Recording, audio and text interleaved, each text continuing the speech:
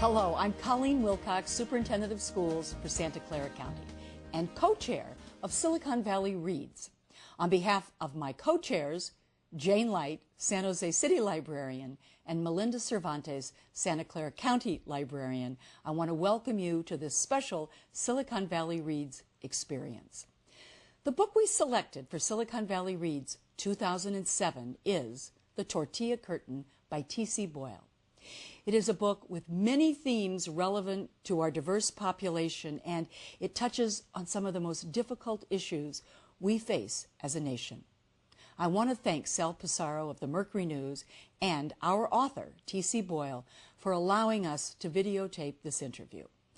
I hope you will find this conversation insightful and thought-provoking. And now, let's watch T.C. Boyle and Sal Pissarro discuss The Tortilla Curtain.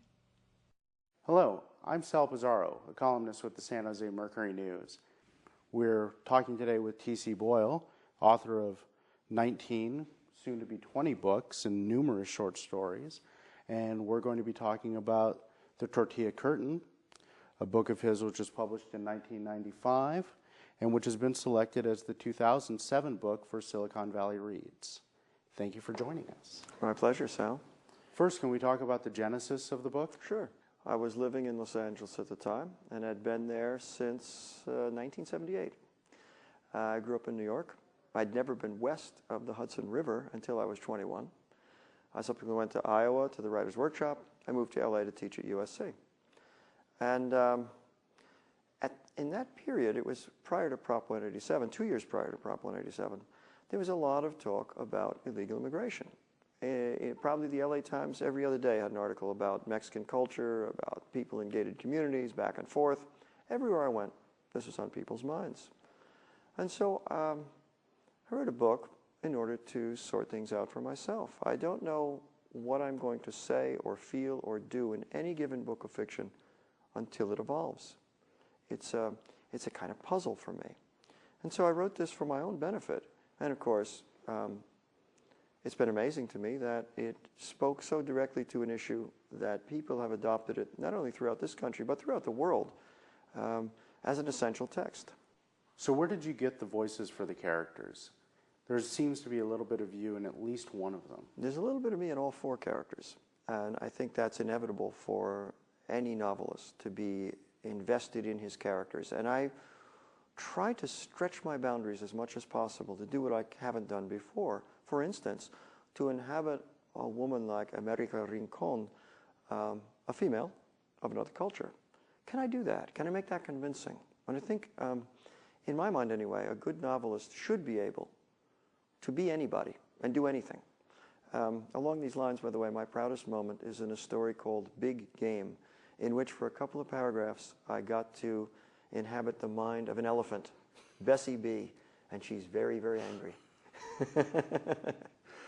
Well, it certainly is a bit of a stretch for you to inhabit all these characters, and I think some critics did hound you pretty badly when the book came out about that. Do you think that was fair for them to do that? Well, no, it's never fair. All I deserve is praise and glory. All praise to you. Yes, but if you think about it, it's a testimony to the power of the book that it riled up so many people in so many ways. But within 2 or 3 years of the book's publication, it was already a classic and already being taught in all the schools, not only in California, but throughout the nation. And as I say, every German kid today in German schools has to read this for their exams in English. I think people look at the book and they see it from their own point of view, and they believe that I'm their advocate, so that the racists believe that I'm their advocate. The liberals believe that I'm their advocate, although, of course, they attack me because I seem like an apostate because I'm making fun of certain liberal values, in the case of Delaney, for instance. The people who most upset me are the nunnery of the politically correct, these people who feel that they can control what we can say and what we can't, in the interest, of course, ultimately, of having a more multicultural society. But in fact, it's become a kind of orthodoxy in itself. So that they were absurd enough to say that I have no right to write from the point of view of a Mexican immigrant because I'm not Mexican. But if you follow that line of reasoning, then How could I write about a woman or a dog or anything else? So that was the thing that upset me most of all. But that seems to have receded into the background because of the very absurdity of it. And weren't most of those critics, they weren't Mexican critics themselves? No, they weren't. That's correct. In fact, what I've heard from Latinos in general is that they feel that they have an advocate in me. By the way, there is a Spanish translation of this, and it's my only Spanish book in American Spanish. All the others are in Castilian from Spain. This is done by Grupo Norma from Colombia. When Santa Barbara did this book for their One City, One Book, I donated some copies to the library in Spanish, and they ran them off on the press, and people could read it in Spanish. However, it's hard to get. Colombia is a country in turmoil. It was $28 for a paperback. So I have been advocating with Penguin to do a bilingual edition. About 10 years ago, they considered it in their various committees, and they said, no, we can't market this, and so on. Since then, however, for instance, Garcia Marquez came out first with his memoir in Spanish before it came out in English here in this country, and it sold hundreds of thousands of copies. So I'm now militating with my publisher again to have a bilingual edition, because all the kids are reading this in school. And obviously, the parents of some of these kids only read Spanish. And wouldn't it be great, and for just Spanish language classes, for people to have both texts together? So I'm trying to get the publisher to do this. I don't know whether the publisher will or not, but I think it would be a great thing. I think it would be really an interesting thing to see what the reaction would be amongst the Spanish-reading parents. Yeah. And it appears you were working out your thoughts on immigration with this book. In the decade that's passed, have your thoughts changed at all? No, not at all. Again, I'm not running for office. I don't have solutions. I am simply expressing myself in a work of art. And one thing that this book examines is an environmental impact. Delaney is an environmentalist. There's no reason why he shouldn't live in a nice house and have a nice sleeping bag and camp out in the woods. It's okay. On the other hand, who is the enemy of the environment? We people of any species, of any race or ethnicity. Our species is the problem. So that anybody coming from anywhere, the higher the population, the worse the pollution, the fewer animals, etc., the less open land. So that problem remains insoluble.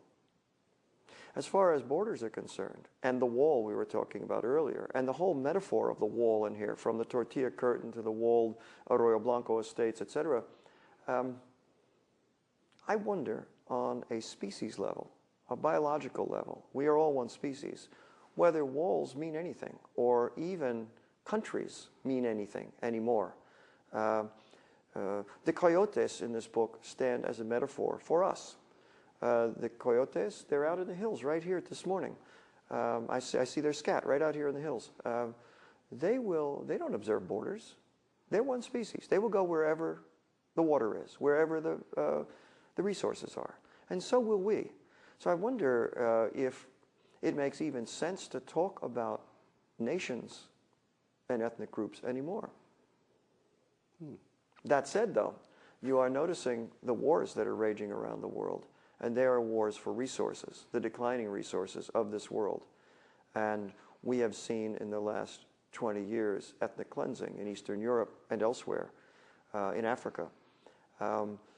These are tribal wars of ethnic groups against ethnic groups fighting to the death for the last resources. If there were fewer of us, of any group, there would be a lot more resources, and there'd be a lot more open space and a lot more animals. So the situation is complicated far beyond national politics. And I hope that the subtext of this book speaks to it. And by the way, Sal, coming out of this, a few years later, I wrote a book called A Friend of the Earth, dealing with specifically just environmental issues and global warming. That was in the year 2000. I think the environmental issues in the book get overshadowed by the immigration issues. But I found it interesting to read when you mentioned the coyotes represent us, that there are several predators in the book. And I think the coyote is seen as one predator. Jose Navidad is seen as another Yes. type of predator. And I found Kira Mossbacher to be a third predator and possibly the most dangerous of all three.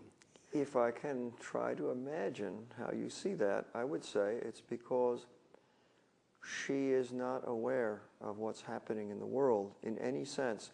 She's so involved in her own career, which is to sell houses, that she doesn't really understand what's happening on the streets and has no sympathy for anybody except her own career. And of course, a lot of us are like that. We only see one thing, the career before us, and don't see nature, don't see the suffering of other people, don't see anything.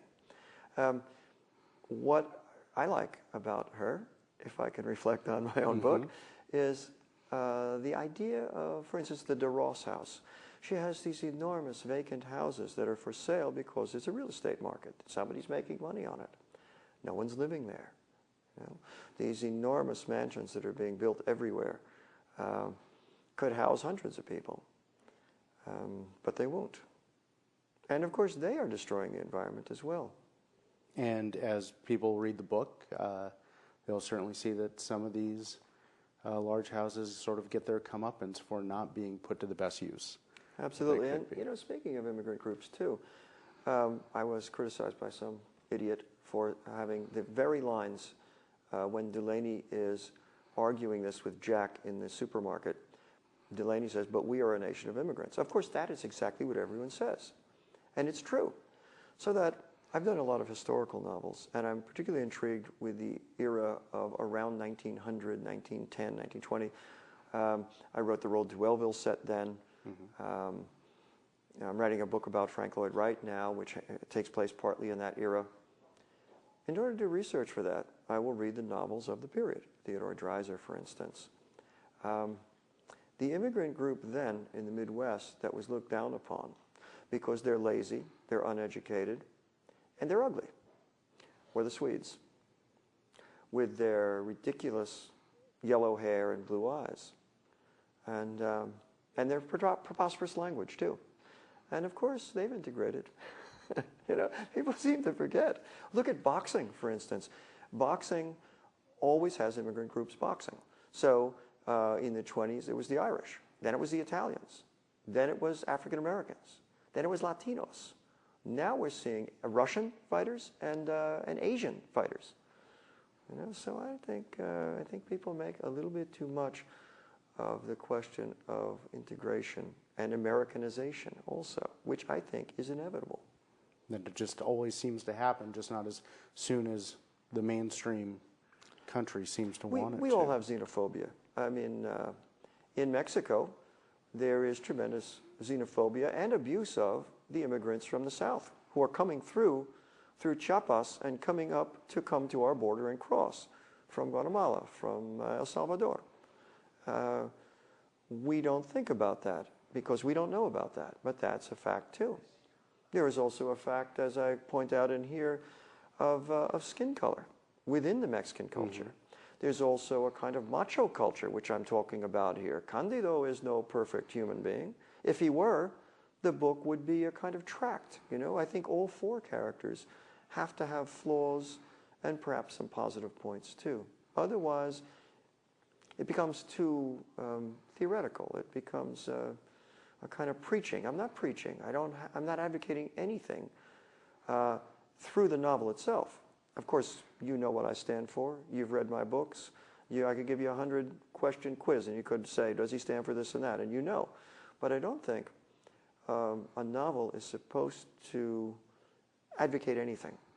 It's supposed to seduce the reader to think more deeply for him or herself.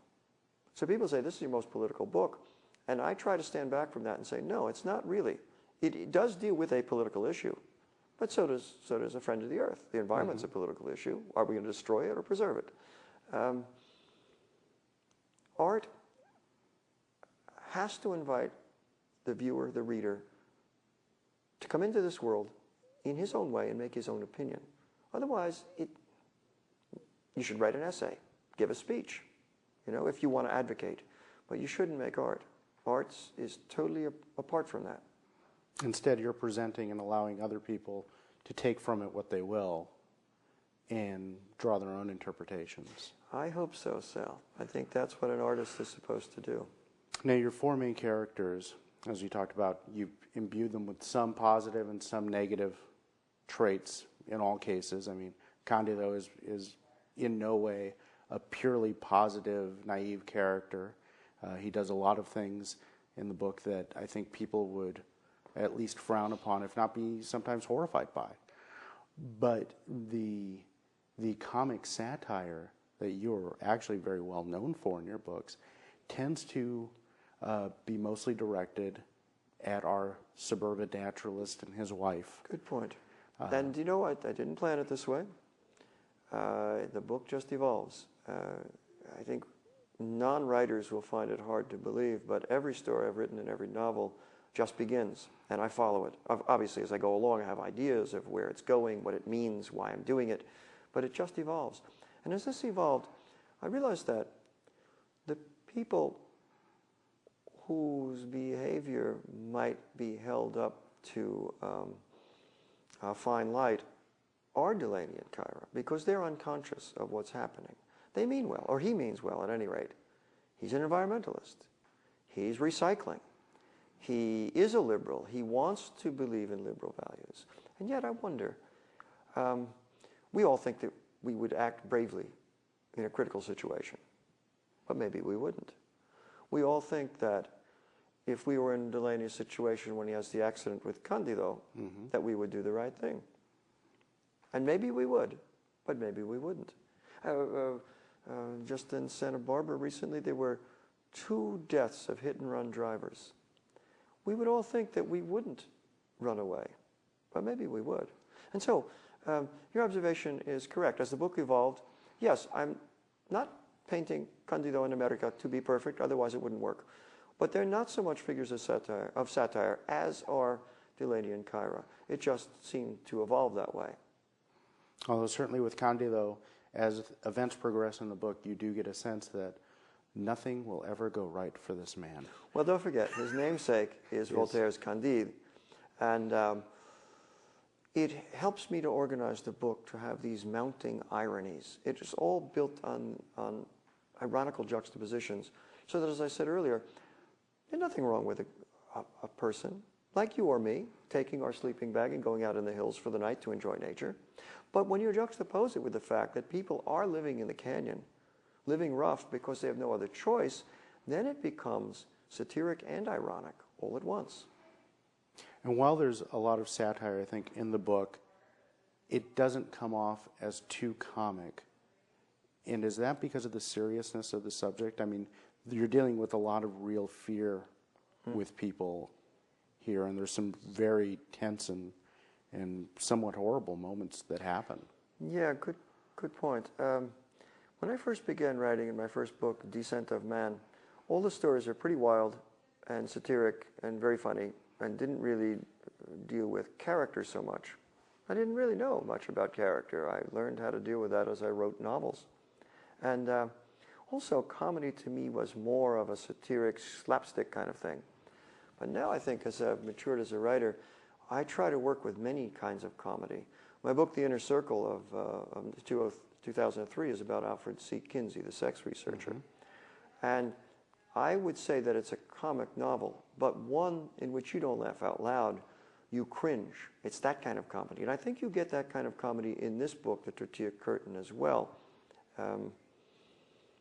You think, geez, that's outrageous, or how could they do that, or how could they think that? And maybe you have an inward laugh, but it's not a pleasant comedy. It's not a broad, world-embracing economy. It's a dark, satiric kind of comedy. The novel is spotted throughout with some columns written by Delaney for his magazine. Was it fun to write those, to get into that voice, or was that difficult for you? It was pure fun. One of my all-time heroes is Annie Dillard. She is a nature writer and a philosopher. She's very attuned to the earth. If you haven't read her, I recommend her highly. She wrote a great book called Pilgrim at Tinker Creek. And so Delaney, she's Delaney's hero, and that's why his is called Pilgrim at Topanga Creek. I'm trying to not imitate Annie Dillard because she is an exquisite writer, but to give a sense of how Delaney might try to imitate her. You know, it's so tricky. And sort of his outrageousness with it. Yes. In my latest novel, Boyle Talk, my heroine is deaf, and she has written a novel herself. It was originally attached to the novel as an appendix called Wild Child, about the wild child of Aveyron in France. Mm-hmm. My publisher talked me out of it, so I published it separately in McSweeney's, this novella.